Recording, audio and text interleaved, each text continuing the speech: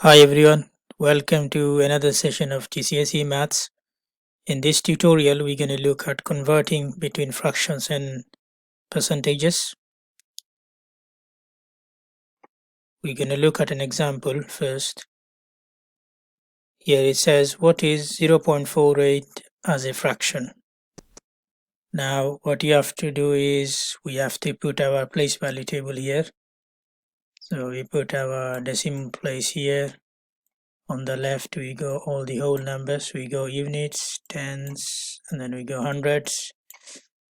And on the right we go all the decimal places. We go tenths, we go hundredths, and we go thousandths. Now if we look at the question 0.48, so under units we have 0 and then 4, which is going to go under tenths, and then 8 is going to go under hundredths. To write as a fraction, so we can write 48, and then tenths is going to go under 4 is going to go under tenths, and then 8 would be under 100, so you go there under the bottom and 48 at the top. To simplify this fraction, we have to look for highest common factors between these two numbers. So here we go, factors of 48. So I listed out all these factors. Yeah, so 1 goes 48 times, 2 goes 24 times, 3 goes 16, 4 goes 12, 6 goes 8 times, and factors of 100. So here we go, factors of 100. So what is highest and common is, so we go 4, and then here we go 4 as well. So 4 is the highest and common factor. Yeah, keyword is highest and common. So we have to, if we divide top and bottom by 4, so we'll have 12. 4 goes 12 times into 48, and 4 goes 25 times into 100. Yeah, so answer is 12 over 25. So this is our answer. Moving on to next example, it says convert 3 over 8 into decimal place. So we have to do division here. So divide 3 by 8, we can't do that. So what we have to put a decimal place here, and then we have to add a 0. So that would be 3 and 0, which is 30.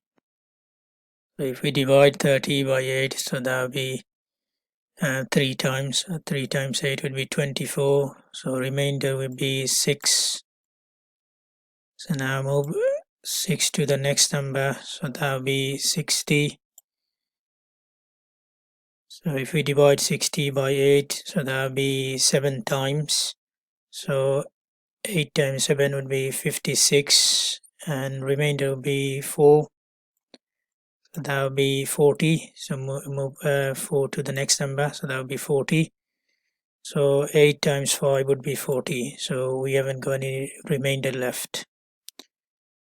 Yeah, so you have to, if you go example like this in the exam, you have to keep on dividing until you find a solution.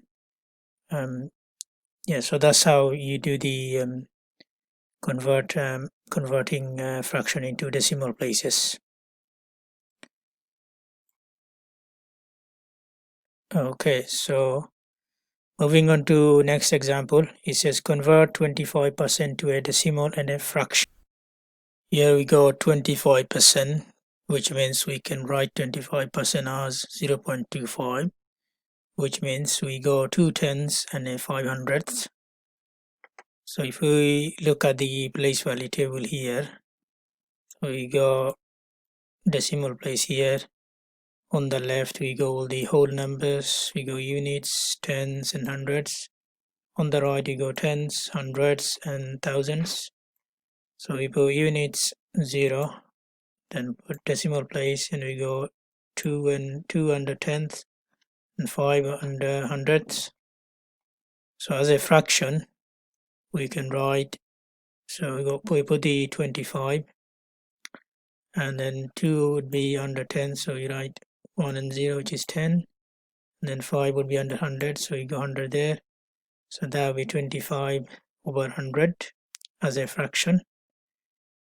Now if we simplify that, which means we have to look for the highest common value factor, which would be 25. So if we divide 25 both in both top and bottom, so that will be 1 at the top, and then we'll have 4 at the bottom, which is a quarter. Okay, so this is the answer for converting 25% to a decimal and fraction. Okay, so that's it from me for today. If you guys got any question, please ask in the comment box, and please subscribe for next video. And thank you for watching.